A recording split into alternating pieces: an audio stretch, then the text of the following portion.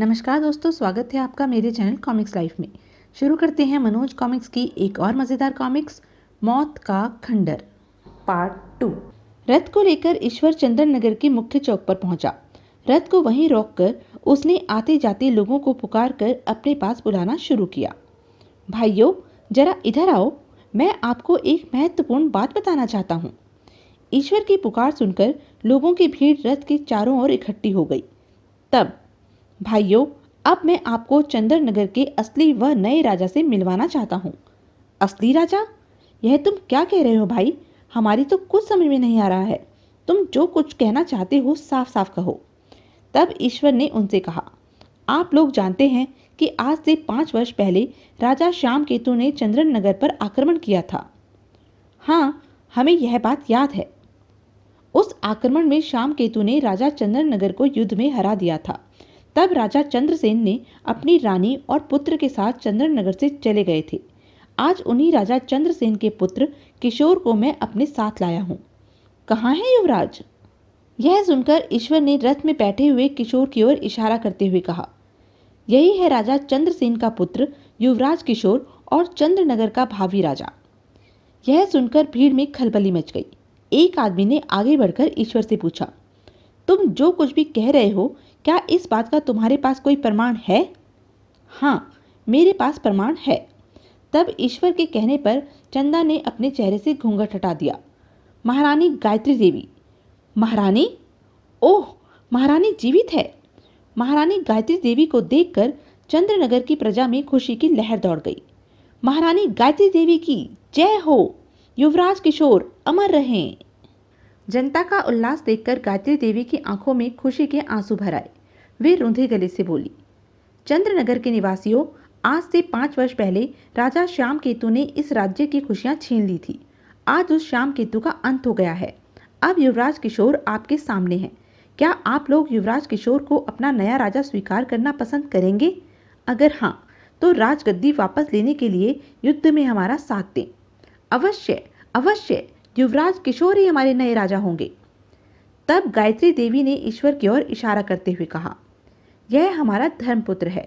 इसके प्रयास से ही हम पुनः चंद्रनगर में वापस आ पाए हैं। हम इसके आभारी हैं। माँ, यह आप क्या कह रही हैं? मैंने आप पर कोई उपकार नहीं किया है। मैंने तो बस अपने धर्म का निर्वाह किया है।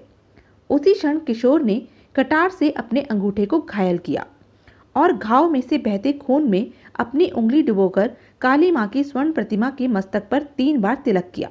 तत्पश्चात काली माँ को युवराज किशोर का प्रणाम स्वीकार हो। युग युग जियो युवराज किशोर। तब गायत्री देवी ने प्रणाम करके काली माँ से कहा, काली माँ, चंद्रनगर के भावी राजा को अपना आशीर्वाद दीजिए। महारानी, मेरा आशीर्वाद हमेशा युवराज के साथ रहेगा। मैं पग पग पर युवराज की रक्षा करूंगी। तब युवराज किशोर ने श्रद्धापूर्वक काली माँ के चरणों में सिर झुकाया। काली माँ किशोर को आशीर्वाद देने के पश्चात अंतर्ध्यान हो गई। उसी दिन श्याम केतु के सैनिकों को परास्त करने के बाद युवराज किशोर का बड़ी धूमधाम से राज्याभिषेक समारोह संपन्न हुआ। काश आज पिताजी जीवित होते तो यह सब देखकर कितने प्रसन्न होते। राज्याभिषेक होने के पश्चात जब राजा किशोर राजमहल में आए तो, किशोर, पिताजी को दिया हुआ वचन मैंने पूरा कर दिया है।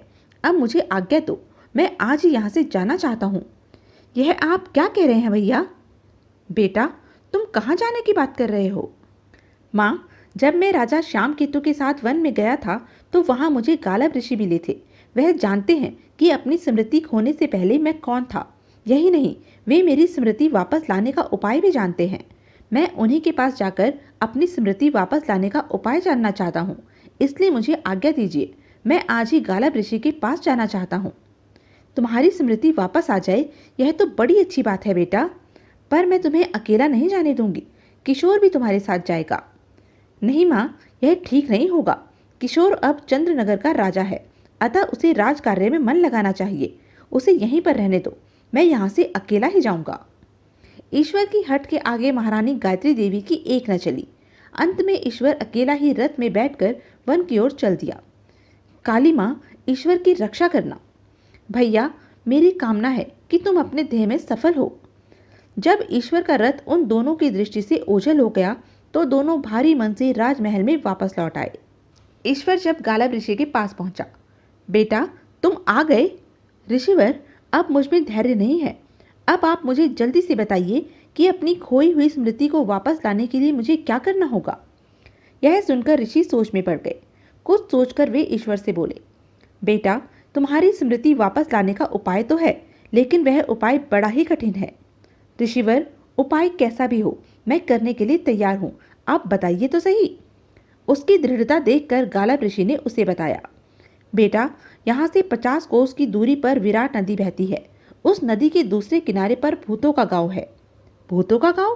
क्या भूतों का भी गांव होता है? हाँ बेटा, दिन भर उस गांव में सन्नाटा छाया रहता है, लेकिन रात होते ही गांव में रौनक आ जाती है। ऐसा क्यों बाबा?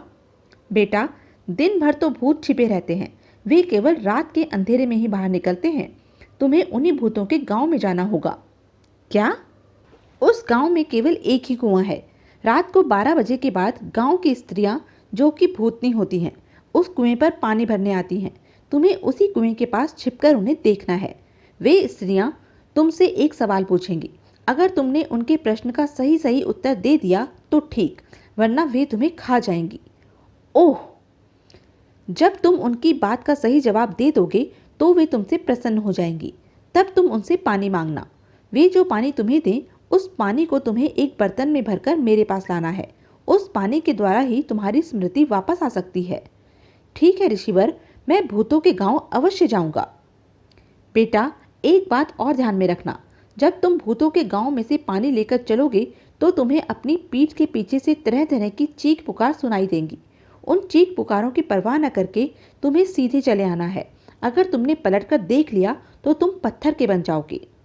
मैं आपकी यह बात याद रखूंगा ऋषिवर। भूतों के गांव के बाहर तुम्हें एक बूढ़ा भूत मिलेगा। उसके हाथ में एक विचित्र जलती हुई लालटेन होगी। उसकी जलती हुई लौ सांप की जीभ की तरह होगी। तुम्हें उस आदमी से वह लालटेन लेकर ही गांव की ओर जाना है। एक बात और ध्यान रखना, भूतों के गांव में रात को ही प्रवेश करना। रात को ही प्रेतों की प्रेत लीला प्रारंभ होती है। गालब ऋषि ने उसे सारी बात समझा दी तो वह उनसे आज्ञा लेकर वहां से चल दिया और अपना रथ विराट नदी की ओर मोड़ दिया। 15 दिन तक लगातार यात्रा करने के पश्चात वह विराट नदी के तट पर पहुंचा। अब मुझे रथ को यहीं पर छोड़कर विराट नदी को तैरकर पार करना चाहिए। ईश्वर ने रथ को तट पर ही खड़ा कर दिया और विराट नदी के पानी में छलांग लगा दी। कुछ ही देर बाद वह नदी के दूसरी ओर था। तट पर पहुंचकर, रात होने में कुछ ही समय बाकी है, तब तक मुझे यहीं पर रुककर आराम करना चाहिए। यह सोच ईश्वर एक पेड़ के नीचे लेट गया। थकान के कारण लेटते ही उसे नींद आ गई। जब उसकी आंख खोली तो ओह, रात हो गई। अब मुझे भूतों के गांव की ओर चलना चाहिए। ईश्वर झटपट उठा और वहां से चल दिया। वह कुछ ही दूर चला था कि लगता है वही भूतों का गांव है। एक बूढ़ा इसी ओर लालटेन लिए चला आ रहा है। कुछ ही देर में वह बूढ़ा उसके पास आ पहुंचा और कड़कते हुए ईश्वर से बोला, कहाँ जा रहे हो? जी, मुझे इसी गांव में जाना है। तब ठीक है, लो ये लालटेन ले लो, ये तुम्हें गांव का रास्ता दिखाएगी। ईश्वर ने चुपचाप बूढ़े से लालटेन ले ली। लालटेन देकर बूढ़ा आगे बढ़ गया था। तब ईश्वर ने भी गांव की राह ली। ऋषिवर की पहली बात तो सच निकली। बूढ़े ने चुपचाप लालटेन मुझे सौंप दी। अब आगे देखो क्या होता है। यह सोचते हुए ईश्वर ने गांव में प्रवेश किया और गांव में घूमता हुआ वह कुएं के समीप जा पहुंचा। यही वह कुआं है जिसके बारे में ऋषिवर ने मुझे बताया था। मुझे यहीं पर छिपकर तीनों स्त्रियों की बाट देखनी चाहिए। अतः ईश्वर एक पेड़ के पीछे छिपकर खड़ा हो गया। तभी लगता है तीनों स्त्रियां कुएं पर आ रही हैं। अब मुझे संभल कर बैठ जाना चाहिए। कुछ ही देर में तीनों स्त्रियां कुएं की जगह पर आ पहुंची। फिर तीनों मटकों में पानी भरकर कुएं की जगह पर बैठ गई। तब एक स्त्री बोली, मेरा बेटा बहुत होशियार है। सारे गांव के लोग उसकी पंडिताई का लोहा मानते हैं। वह आकाश के तारों को गिनकर उनके नाम बता सकता है।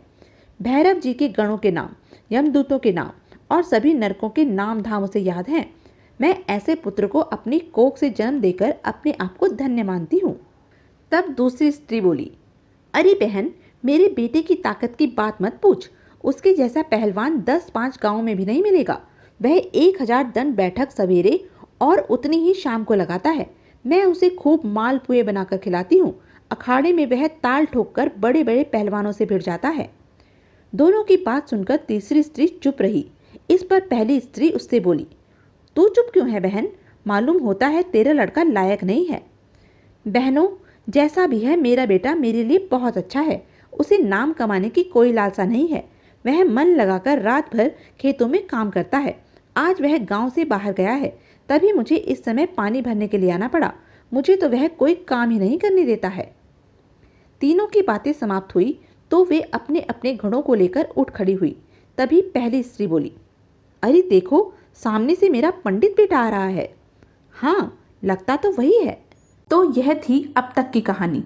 आगे की कहानी जानने के लिए बने रहें मेरे साथ। और हाँ, मेरे चैनल को लाइक, शेयर और सब्सक्राइब करना ना भूलें। धन्यवाद।